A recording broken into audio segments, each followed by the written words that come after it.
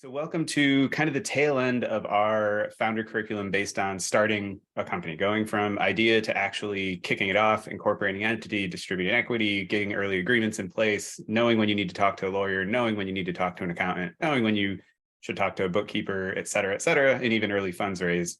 I am happy as always to bring back the Forecastr team to talk about the 101 of financial modeling and financial projections, and why is it important to stitch into your startup, not just having a model because eventually an investor is going to ask for it, but using it and building it and actually benefiting from it as a company. It's not just a proof of work of like, hey, look, we have finances, but it's also something that can help you make better strategic decisions. And I would say the earlier you get one, it doesn't have to be the most sophisticated model in the world, but the earlier you start and you practice good financial model hygiene, I'll pretend that's a thing, the better chances of success, I think, you will see. And even just stress test your business model to see that it's actually going to be as big as you think it can be. So I'm not an expert on that. I know one company's financial model very well, and that's Gust's. However, I know some people who have done thousands of financial models specifically for startups, all the way from the early days to the bigger series raises and stuff like that. And they are joining me today. So early up questions, yes, we will record this. Yes, we will send out things. We'll do Q&A at the end, but we might stitch some in between. Please use the Q&A to ask questions, and I will try to get to them. We'll have some time at the end. Without further ado, I'd like to introduce Logan, who is our longtime collaborator. And I messed this up in an email. Are you the CEO, the COO of Forecastr? COO, but it's very easy to confuse because Steven and I are co-founders, and we started it together. And I think we like flipped a coin to see who was going to get the title or something like that. So, but yes, yeah, COO. Awesome. So Logan's going to take us through the power of a great financial model, how to build one from the ground up, and how to think about it.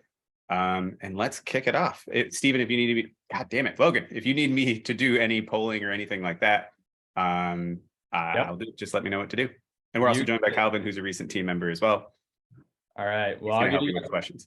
I'll give you guys an early warning. I do like doing polls in this one, as you know. So just heads up. I think you guys know the cues at this point. So, but I have some heads up on that. But I'm going to go ahead and share my screen, and we are going to get rocking and rolling on this.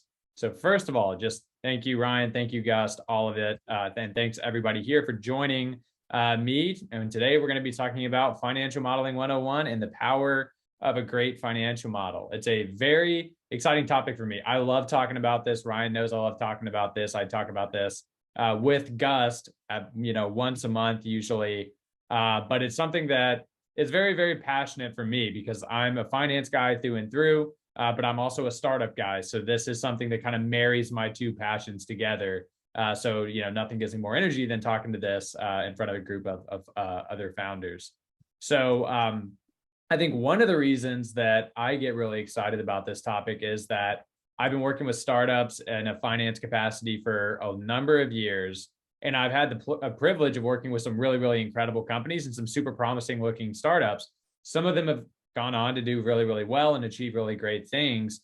But unfortunately, I have also seen some that were on that good growth path, and then they ultimately ended up failing because they didn't appropriately forecast. So they weren't really watching their bank account. They weren't looking at revenue targets. They turned their head away, and then they came back, and before they knew it, they had 3 months of runway. And at that point, you're having to fundraise in a compromised position. You're having to scramble to get debt. You're having to do massive layoffs. It's just really hard to come back from that type of a position. And it's really unfortunate because that's completely avoidable, right? That's an unforced error. And that is an unforced error that forecasting and financial planning and analysis can really help to alleviate. So that's really going to be the focus today, is just the power of finance, the power of a great financial model, the power of adequate forecasting. So we're going to cover some of the basics, just like what is a financial model, but we're going to go really, really deep as well and actually go through what an investor grade financial model looks like. So you'll actually get in the weeds, be able to see specifically what I'm talking about whenever I'm talking about forecasting financial modeling. And we're even going to use a financial model to make some strategic business decisions. So it's going to be pretty hands-on. Hopefully it's fun. I try to not have this be a dry session because I know it's kind of dry content, but we'll make it as fun as possible.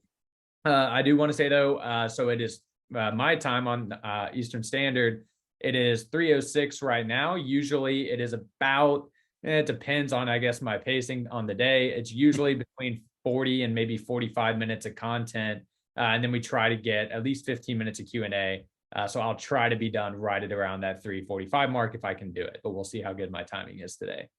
Before I get too deep into the content, I always like to introduce myself. I think it's important that you know who you're talking to and kind of what gives me the right to stand up here and talk to you all about financial modeling. As Ryan said, I'm Logan. I'm co-founder. I'm chief operating officer over here at Forecastr, finance guy through and through. I actually started off my career managing a stock portfolio. So the Kentucky Pension Fund, I managed about 53% of that. I left and I decided that I wanted to work with entrepreneurs. So I became a fractional CFO for dozens of venture-backed startups. And that's where I learned everything I know today about financial modeling. It's also where I met my co-founder, Steven, who you can see here on the slide next to me. Now, we founded Forecastr. Forecastr got over 600 clients right now.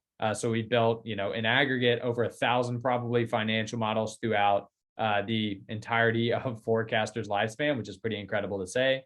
We're very transparent. So we're a startup ourselves, about $1.5 million of revenue, 33 employees, all that good stuff. I'm also a finance mentor at Gust, Techstars, New Chip, and GSV Labs. So I know the startup finance game better than most folks that you're likely to meet.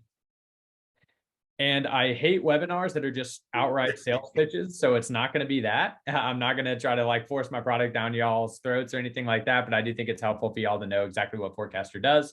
So Forecastr is an online software that helps founders build great financial models. It's essentially a replacement to Excel whenever it comes to building and managing forecasts. So if you look at large publicly traded companies, middle market companies, they have a function, a dedicated function for the business that's called FP&A, financial planning and analysis. So it's literally an entire group of people that their entire job is sifting through the numbers, using forecasting to make good strategic business decisions and feed that up to management so that the company's basically steering the company using finance. And that's a really, really important business function, but smaller companies, venture-backed companies can't afford to do that because, it's high expertise that's needed to do that. Usually it's, teams that are responsible for it. So what Forecastr does is it really extracts the value of those types of teams, this FP&A value, and then it surfaces it at a price point that's affordable for really anybody using our software. So it's kind of like a FP&A starter kit, if you will, but it will scale all the way up to larger companies. We have companies doing over $20 million of revenue using us. But our best feature, I'm often told, is our analyst team. So they support you every step of the way. They help you build out your financial model, all of that. So if anybody's interested in checking out Forecastr, we got some links that we'll send around. You can fill out, and a member of our team will reach out to you, give you a demo, and see if it's a good fit for you. Just to walk through a quick agenda. So we're going to talk about the why of financial modeling, and it's really going to be kind of the what and the why of financial modeling. We're going to walk through what a really great financial model looks like, and we're actually going to spend some time in there running some tests, kind of showing you how you might use this operationally. We're going to talk very briefly about how to build it on your own and then how to use it effectively. And then we're going to spend some time at the end just to answer any questions that you have around financial modeling, entrepreneurship, fundraising, anything that you need. But I always like to kick this off, since this is, of course, a financial modeling 101. I'm going to start at the very, very basics, and we're going to work our way up. So just to make sure that we're all on the same page here, I think it's really important for us to ask the question, what is a financial model, right? May seem like an overly simplistic question, but I promise you, if you ask 100 different people this question, you're going to get 100 different answers. There's a bunch of different moving parts, moving pieces when it comes to financial modeling. And there seems to be this intense lack of clarity around what a financial model actually is. If you even Google financial modeling, it's really hard to understand exactly what the function of it is, because a financial model for a publicly traded company and a financial model for an idea stage startup serve wildly different functions. So in order to try to convey what a financial model's purpose is, I'm actually going to explain what a financial model is using an analogy that was actually coined by a guy named Troy Hinikoff. He is a mentor of ours, and he was also the former MD of Techstars Chicago. He came up with a really interesting analogy to describe financial modeling. So I'm going to explain that here. So if you're looking at the slides here, what you're seeing is the very, very early days of the car manufacturing process, specifically the design phase of the car manufacturing process. So back in the days, I never know what time period these photos are taken, probably 50s or 60s. But what you'd have are these engineers that would sketch out the schematics of what a car is to look like. And they do this all the way down to the component level. They get a sense of kind of like all of the different things that they need. Then they would take this giant chunk of clay, and that's what you're seeing on the slide here on the right. They would carve this out all the way down to the component level so that they can get a sense of weight distributions. They can get a sense of kind of like what the framing is going to look like, all of that stuff.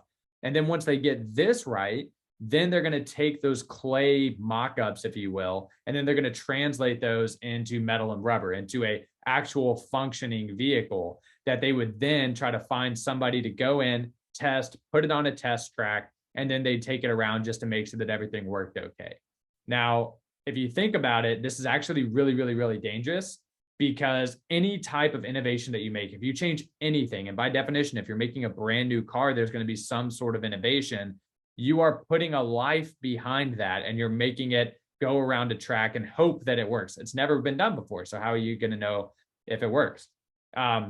Sometimes everything would work out great and then it'd be off to mass production. But then sometimes they get it on that track and things would go wrong. So you can imagine taking a sharp 90-degree turn, kind of like testing out the weight distribution, and the car tips over and then the driver gets injured, and then it's all the way back to the drawing board.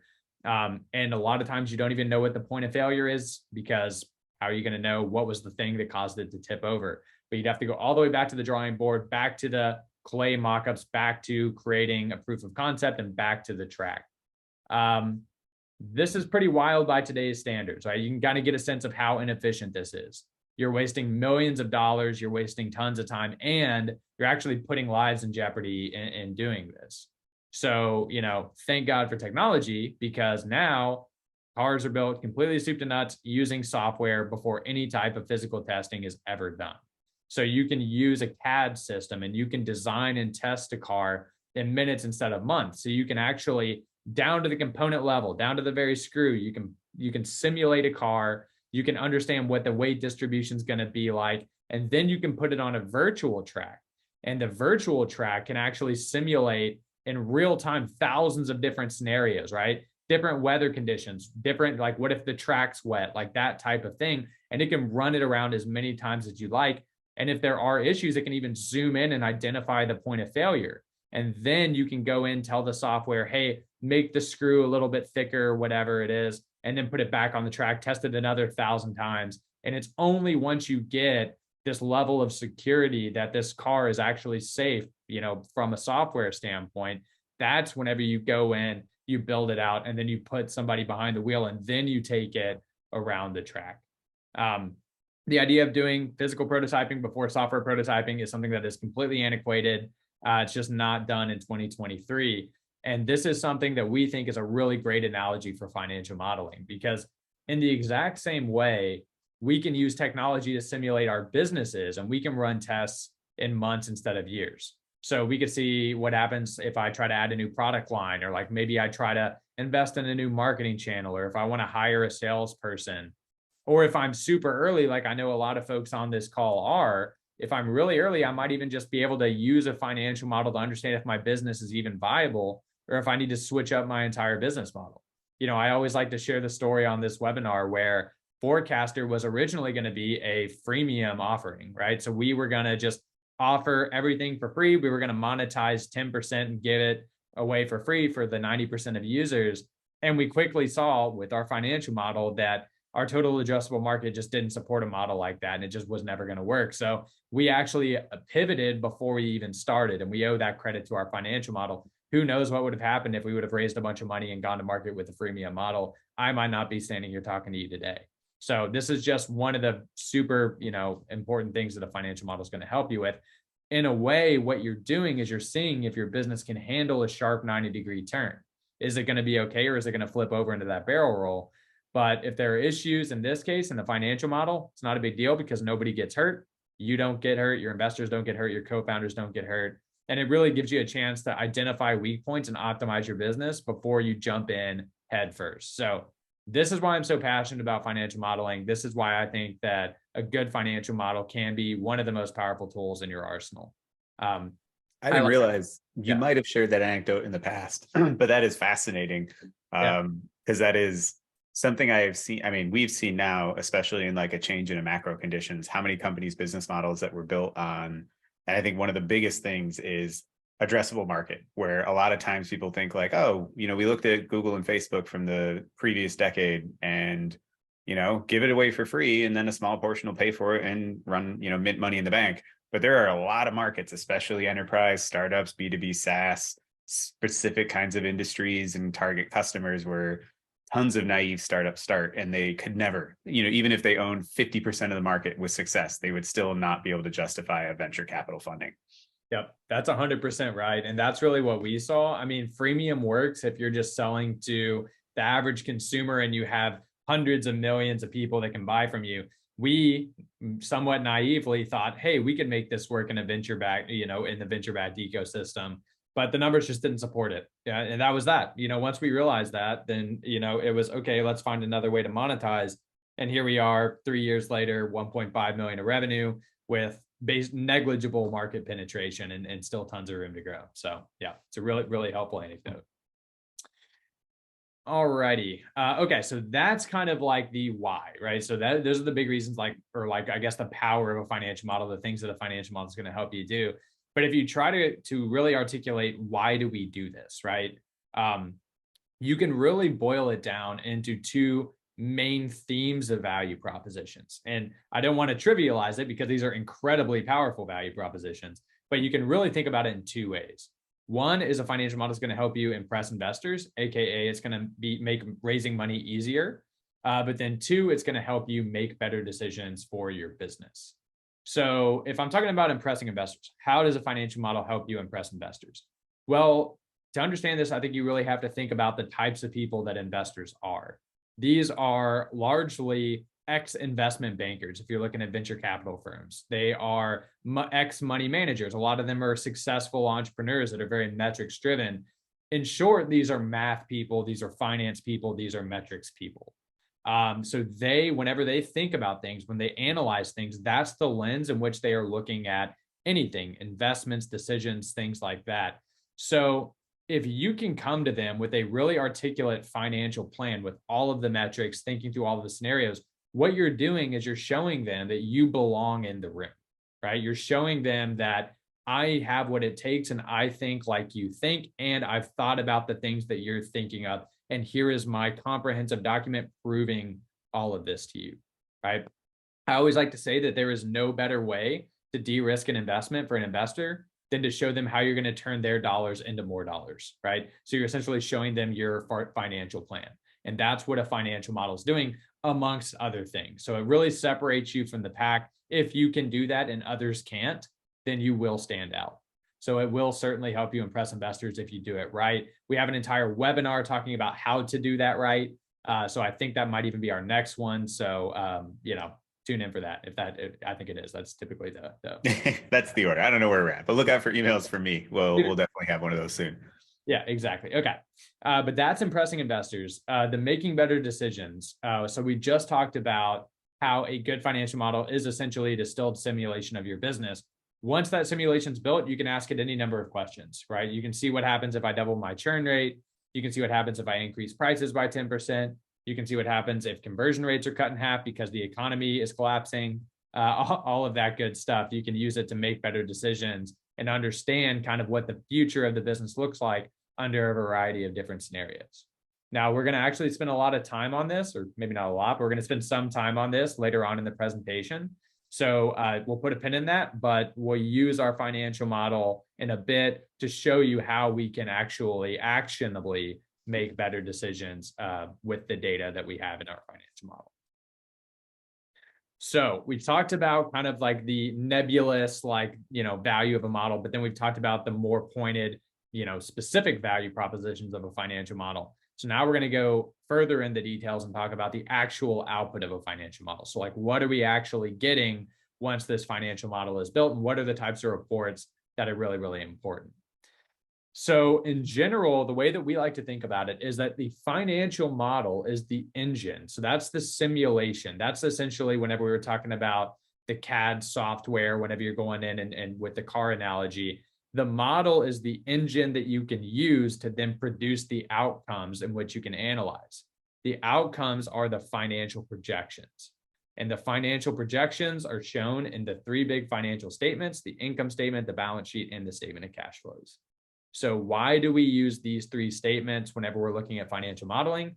That's because this is the language of finance. So, anybody that's on this call, if you have accounting stood up, then you'll know that you get on a monthly basis, hopefully if you've got a good accountant. If you don't, come talk to us. But on a monthly basis, you get these three financial statements: an income statement, a balance sheet, a statement of cash flows. And because that's how the past of finance works, the future of finance, which is FP&A, financial planning and analysis, is going to use those exact same statements so that they talk to each other. And then you can use the past to inform the future, and then you can use them together to kind of analyze the present and the future. So that's why we forecast the three financial statements. It's going to be on the scope of this webinar for me to do a crazy deep dive into each of these statements. And I'm not, I don't think that I can, do that in the time that we have here. So I'll just very briefly talk about what each of these means. So the income statement is probably the one that you get asked about the most if you're pitching. That's because it is the statement that shows you how much revenue you're bringing in, how much expenses you have, and then how much net income you have. So income statement's usually the most analyzed from investors, usually by founders as well, just because it houses revenue, and revenue is something that a lot of people are interested in, specifically for startups.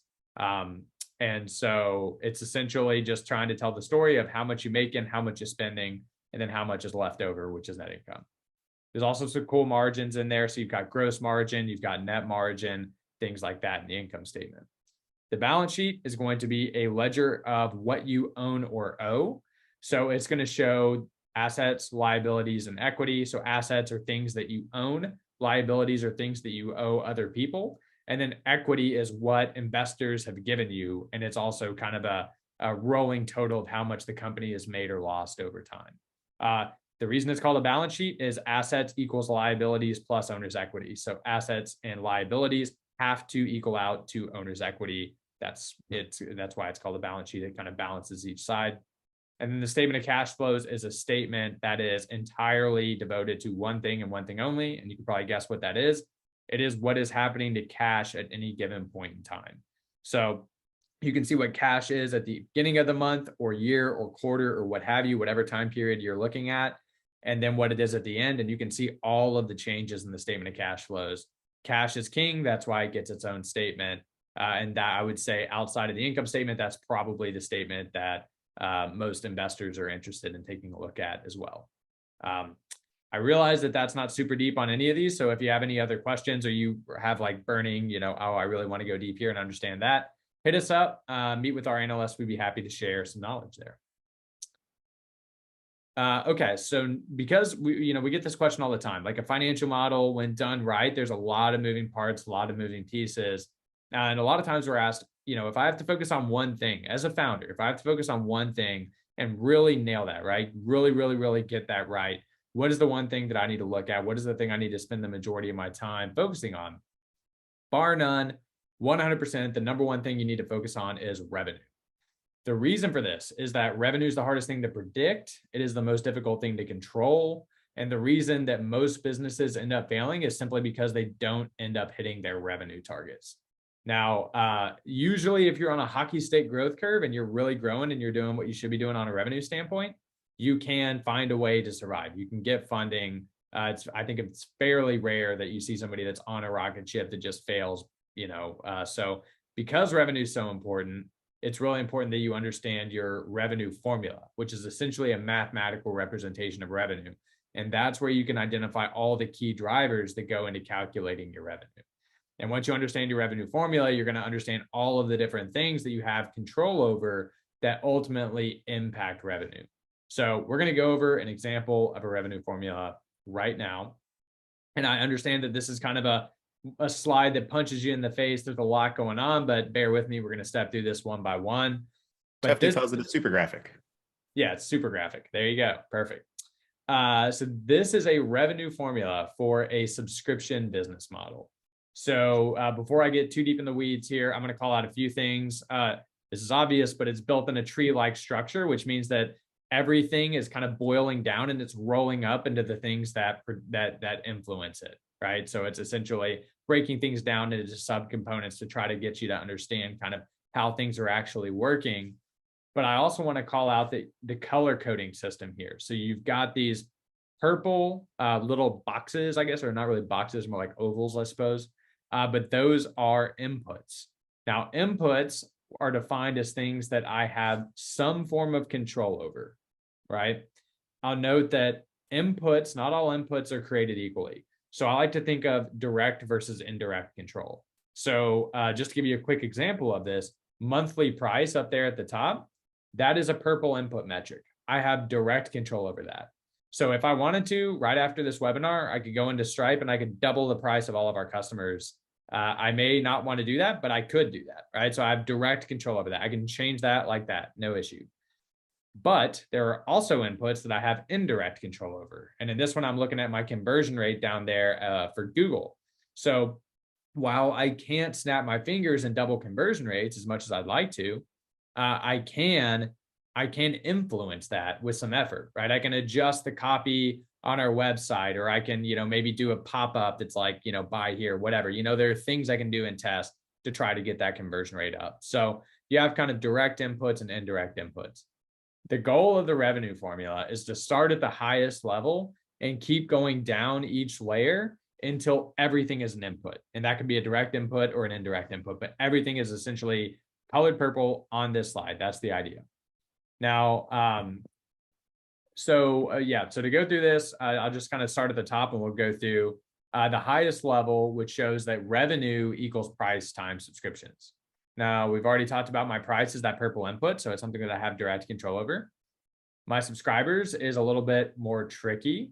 It's not something that I can directly influence. So if I go to a layer deeper than that, I can see that my subscribers equals my subscribers at the beginning of the month, minus any subscribers that left me, plus any new subscribers that I got within that month. And I can go even further and I can see that the number of subscribers that we lost is calculated by taking the number of subscribers that I had last month multiplied by the churn rate, the percentage that churned. That's a purple input metric. For those of us that are new to SaaS, a churn rate is just a percentage of customers. It's literally the percentage of customers that left divided by the total number of customers that I had. So it's a very common metric that we use. If I'm looking at how we're getting new customers, I get them in this case through Google, through email, and through Facebook. Now, what we would want to do if this was like a real financial model, what we'd want to do is we want to go into each of those and understand the nuanced math for each and individual one. In this case, to keep things a little bit more simple, we're just going to look at one and we're going to look at Google. So we can see here that my new subscribers from Google is our traffic from Google multiplied by our conversion rate. And our conversion rate is going to be a purple input metric, kind of like what we talked about, indirect control. Assuming this is paid Google, then our traffic is our monthly budget divided by our cost per click. And we can influence both of those. So those are both going to be purple input metrics. I can spend more money, or I can try to find cheaper keywords, or whatever I want to do there. So if I kind of like roll from the bottom and see if I wanted to influence my traffic to Google, which would then influence our new subscribers, therefore our total subscribers, therefore our revenue, then I could either spend more money on paid ads, or I could find cheaper keywords and try to reduce that cost per click. Or I could increase our conversion rate through testing and optimization. I could also increase my revenue by reducing churn, because lower churn is going to reduce the amount of customers that we lose over time, which is going to increase the total customers that we have, and that's going to increase revenue.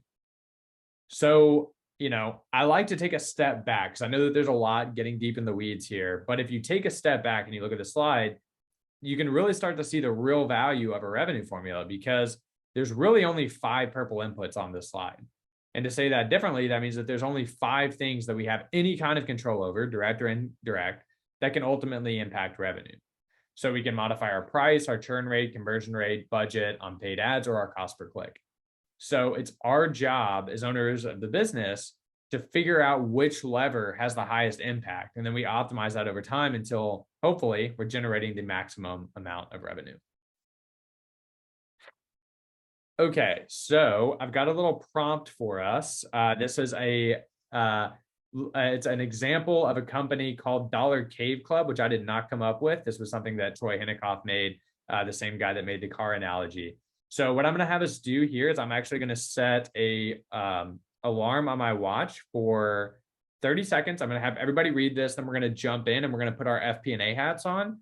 And we are going to try and see if we can optimize this business using finance. So 30 seconds on the clock.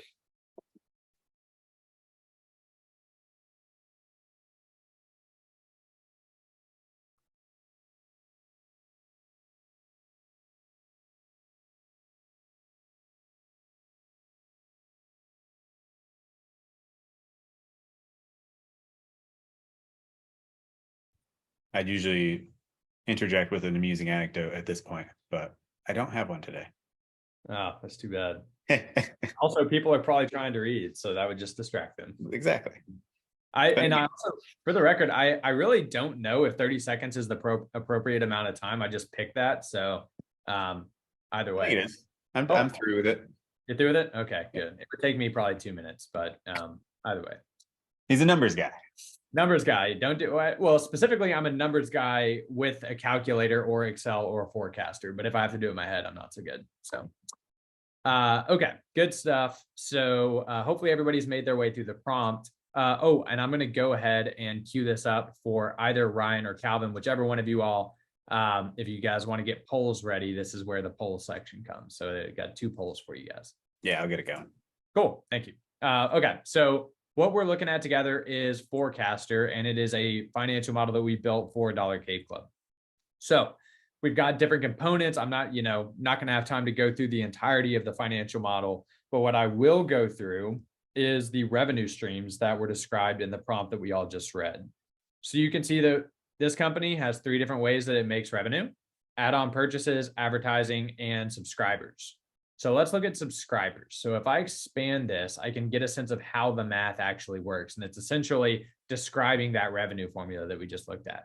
So the 2 things I want to call out are monthly price and our churn rate. So you can see that our churn rate is going to be 4%. Our monthly price is $29.99.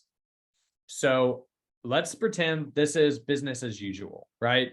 We think that this is our current plan at our current rates, at our churn rate, at our price, with all of our assumptions. We think that this is what we can achieve.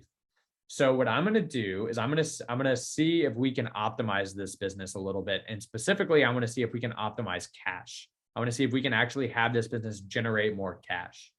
So this is set at 72 months right now. So what I'm going to do is I'm going to go all the way to the end, of this financial model.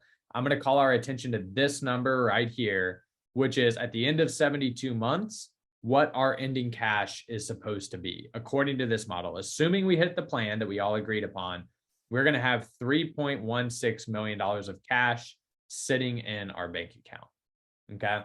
So if I go to our financial model and I look at our subscribers and I say, okay, right now we are charging $29.99, $30.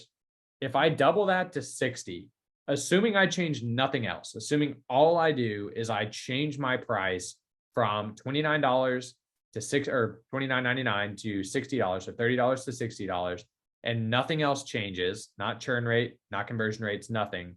Do we think that our cash is going to double, more than double, or less than double? And this is the poll. So let's go ahead and get this up. I got it. Got it. There we go. Let's see.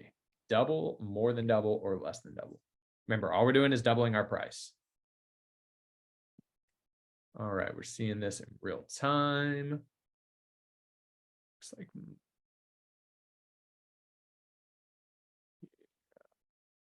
that's always so fascinating. I know.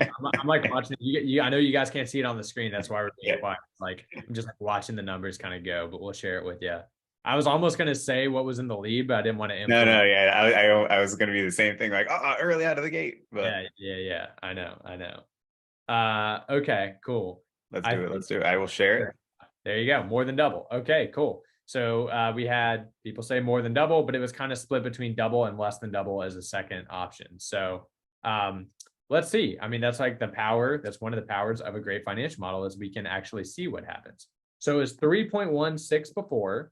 So now we're going to go to our statement of cash flows. We're going to go all the way to the end, and it is 12.04. So it's almost quadrupled, right? almost quadrupled, which is pretty wild. And if you really think about why that is, it's because we're not just getting an extra $30 once, we're getting it every single month. Because our churn rate is 4%, that implies that the average customer sticks around for 25 months.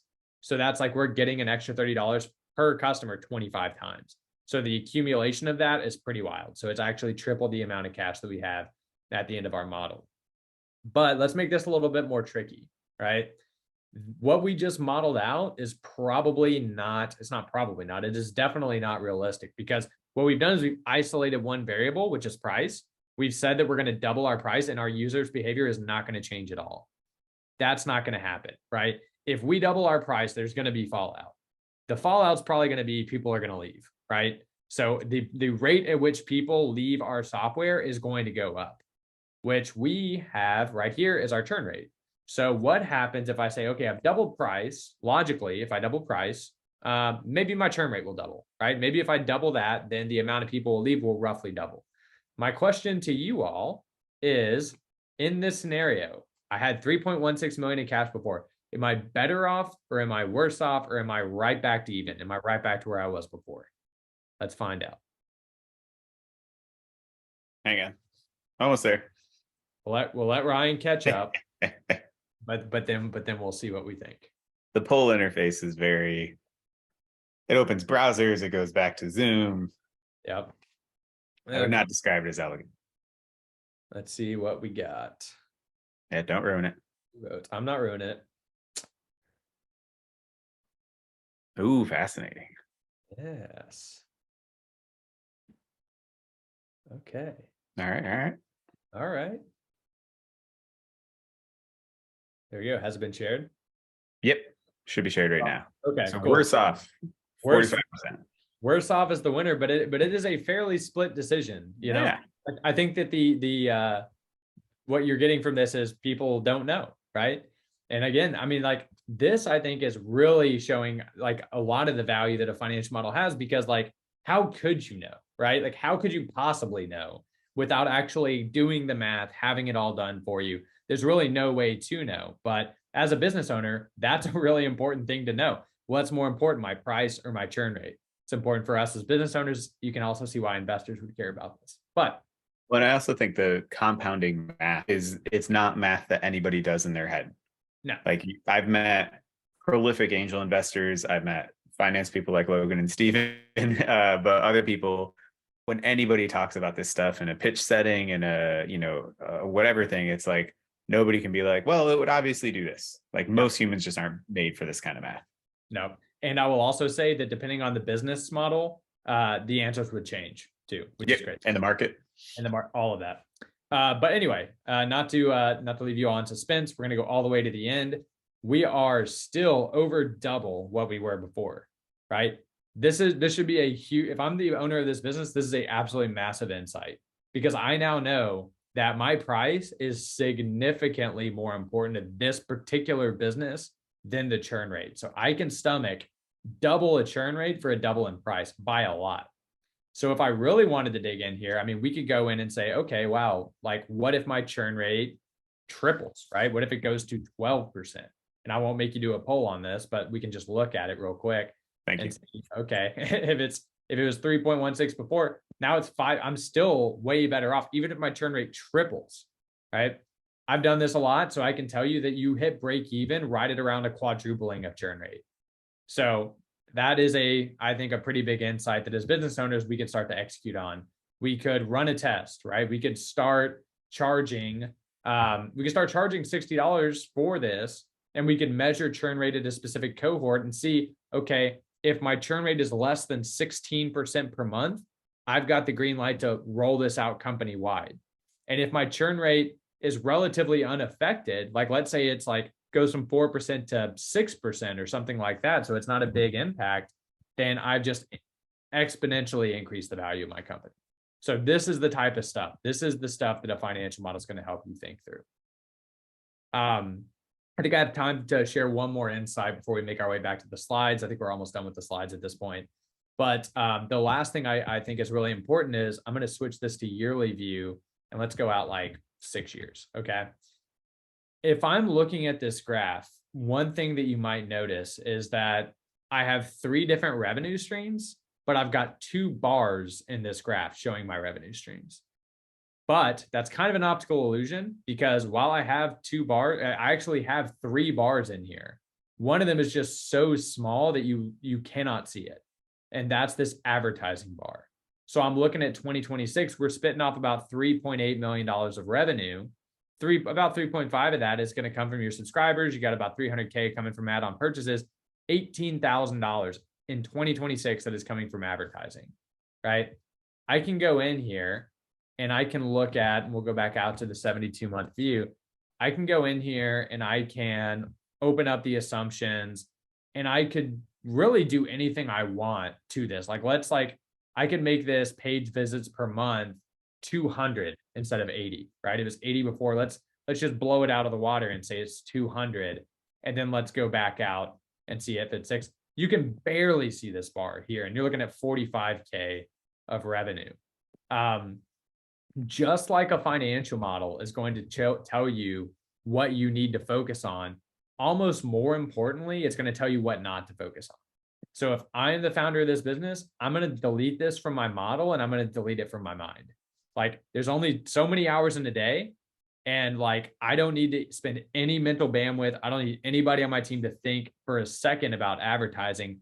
And if me having banner ads on my website is in any way harming the user experience of my customers, kill it, get it out. Like, it is not ever going to be meaningful. And this is another thing that, as founders, we have happy ears. So that means that anytime something is generating any amount of money, we think, yes, great, let's keep it. But then whenever you do the math and the analysis, you're like, oh, wait, this is actually not doing anything for my business. It's a distraction, and a financial model will help you uncover those things as well. So to round things out, I said I'd be done at 3:45. I'm going to try to keep my promise. Yeah, right. All right. So how do we build a financial model? I'm going to go through this very quickly, because even if I wanted to devote the next 15 minutes to this, I wouldn't even make a dent. So at a high level, the first couple of steps are just start with the revenue formula. So that says that in step 1, but really steps 1 through 3 are all really doing this. So you want to understand it conceptually first. So you can even use a whiteboard or a piece of paper just to map it out, kind of like what we did in the slide. Then we're going to forecast customer acquisition funnels, forecast revenue streams, mathematically put them together. Then this section right here is going to be talking about our expenses. So the expenses correlated with those revenue streams, operating expenses, headcounts, things like that. Put those in. Then you put in your balance sheet items, which is the assets, liabilities, equity, format them, put them all together. And then you annualize them and put them in monthly format as well. I know that there's a lot here, so we do have resources on our website to help you with this. So Calvin, if you want to throw those into the chat, then that would be great. So templates that you can download. And that is that. So so right at 3:45, I will end this with an offering to the Gust community. So Forecastr's base price is $2,000 a year. We kind of scale based off of expenses, but we are going to be offering $500 off for the entire Gust community. So that brings your price down to $1,500 for the first year. That doesn't just give you keys to the software. This is a managed service that we have in onboarding to make sure that you get a great financial model. So we have a 30-day onboarding. An analyst that is an expert at finance will meet with you every single week. They're going to learn about your business. They're going to build you the financial model, build it with you, train you on the software, coach you on FP&A, all of that stuff. Huge bargain. If you don't believe me, talk to one of our customers. I'm sure they'll have great things to say. So with that, I will open it up for any questions that we have. Yeah, and I will highlight, we've been doing this for a couple of years now with this partnership. We have sent, I don't know, probably hundreds of Gust customers over. Everybody comes back like just raving about it, because honestly, people who are driven to entrepreneurship often overlook this part of the start of a company until people start asking hard questions.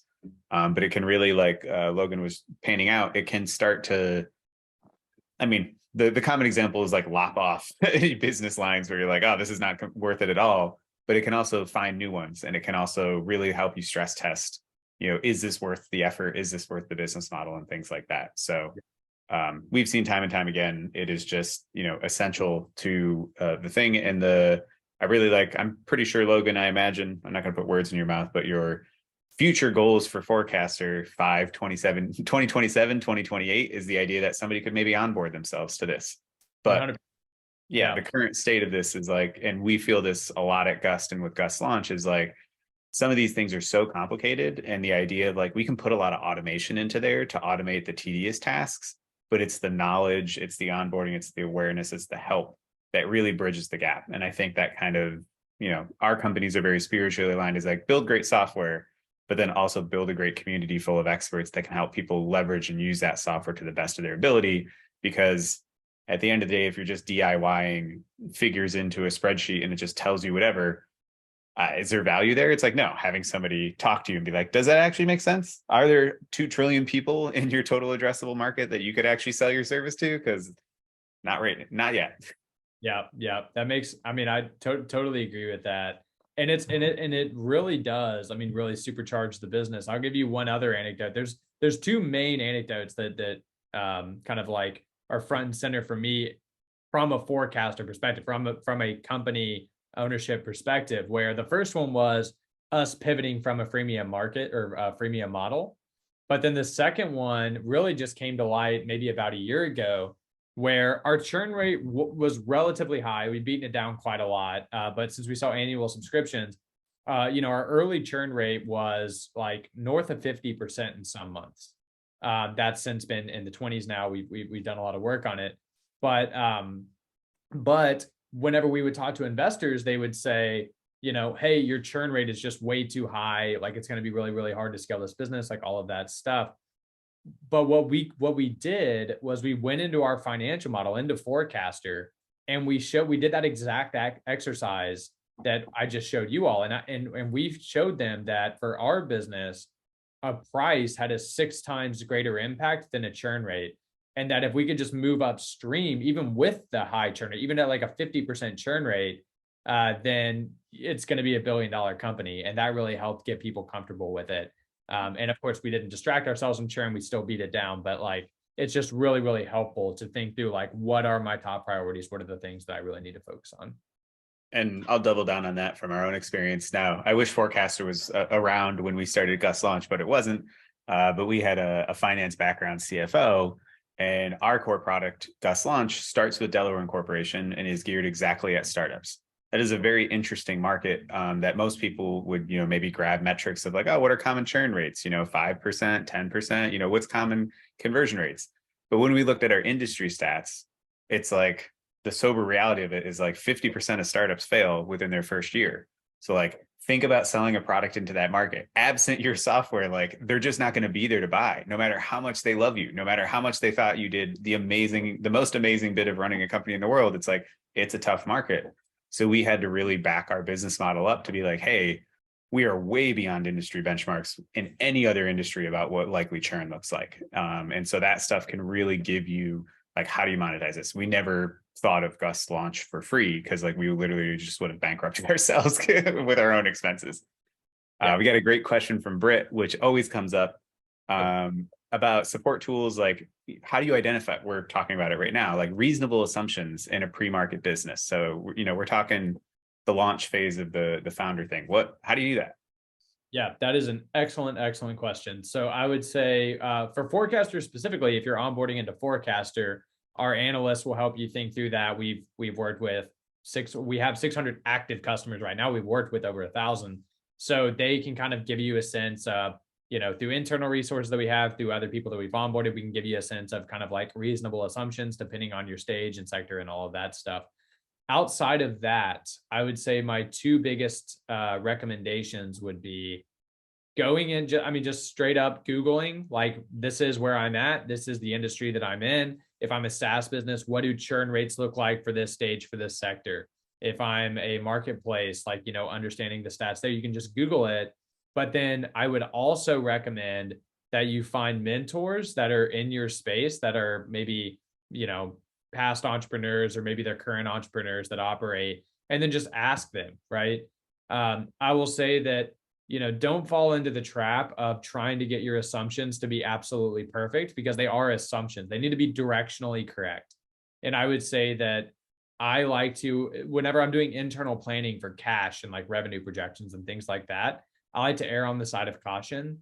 So if I'm thinking about my business for churn rate, we are selling to startups right now. Our churn rate, as Ryan said, is naturally going to be high because our customers fail, right? I mean, like, there's a good chunk of our customers that fail. So what is our floor churn rate? Well, we don't really know, honestly. I mean, like, we suspect that it's probably between 15 and 20%, but we don't really know. But we've kind of arrived at that from talking to our customers, mentors, things like that. If I'm super, super early stage and don't have any of that data, research, Google, find what's out there on the internet, but then just talk to people. Just talk to people, and that'll get you probably the best data that you can get. Yeah, I think combining them too. So it's like, that's a great point you bring up for like finding advisors at the earliest stage. A lot of people say, well, what is a startup advisor? It's like, oh, usually advisors are designed to, well, the relationship between a company and an advisor is kind of on a 2-year time horizon to get the company to kind of move to the next level. Depending on the stage of the company, that could be one big funding round, that could be an acquisition, that could be a go-to-market strategy for enterprise. If it's an early stage company that's pre-market, the best kind of advisors are the ones that you can marry with like, hey, I did all this research. How much bullshit is in here? Because you can download reports, you can go to PitchBook, you can go to Crunchbase, you can go to Industry Mags, and you can get a bunch of stuff.